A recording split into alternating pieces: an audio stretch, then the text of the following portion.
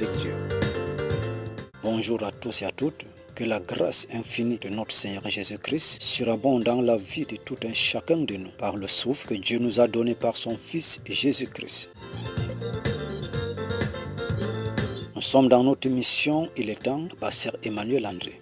Personne ne peut changer le temps de Dieu, car ce qu'il a dit s'accomplira certainement.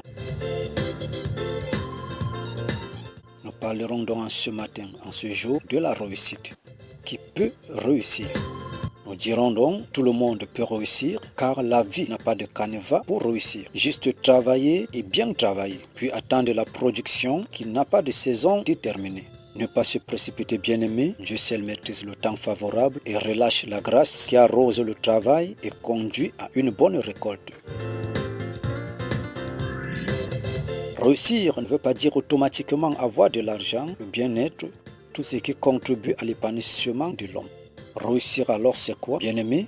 Réussir c'est comprendre premièrement la vie et ses principes et les correspondre à ce qu'on veut devenir sans épargner la révélation de sa vie. La réussite commence par la mentalité qui a conçu la vision de la vie. Réussir c'est passer une épreuve, c'est travailler et avoir de bons résultats, c'est faire ce qui honore Dieu. On peut comprendre la vie et la réussite ne soit pas immédiate. Mais cette compréhension donne l'espoir, l'espérance. Et pour maintenir cet équilibre, il faut prendre pour appui le Seigneur Jésus.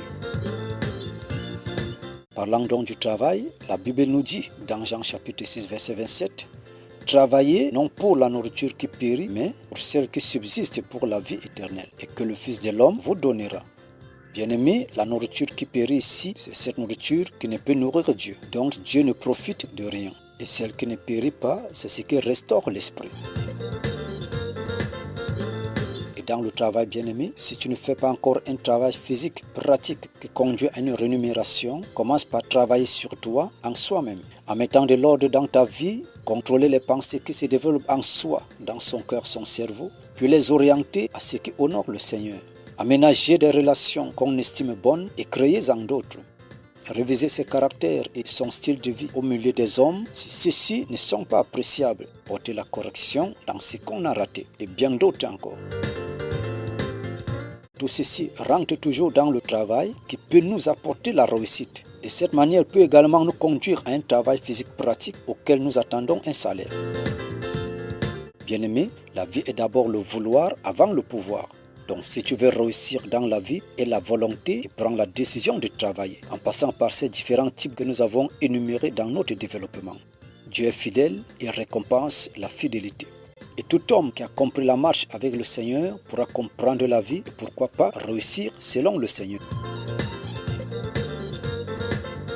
Que Dieu nous bénisse. Je prie en ce jour que Dieu t'introduise dans ce style de vie, cette vie qui nous amène à la réussite, à avoir toujours la pensée de réussir. Et cette pensée va nous conduire à garder la foi, à s'attacher à Dieu et à marcher dans ses principes qui sont les clés de notre réussite.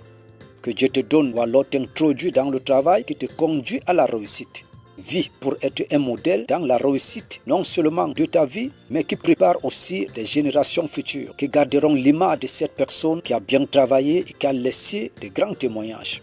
Tu seras cette personne honorée par Dieu, honorée par les hommes, parce que Dieu en a imposé. Nous rendons grâce à Dieu en ce jour. Ceci nous apporte la restauration pour cette semaine, un relèvement, et regarder à la nouvelle et à la bonne direction. Ensemble avec des personnes appropriées que Dieu a préparées à l'avance pour que nous nous associons et former un assemblage, un peuple, une communauté solide que rien ne peut renverser, quelles que soient les tempêtes, les périodes, les situations, les attaques et autres venant des ténèbres. Il sera qu'une restauration pour prendre de nouvelles forces et gagner des combats pour des victoires présentes et à venir. Que Dieu nous bénisse en ce jour et qu'il remplisse notre carquois.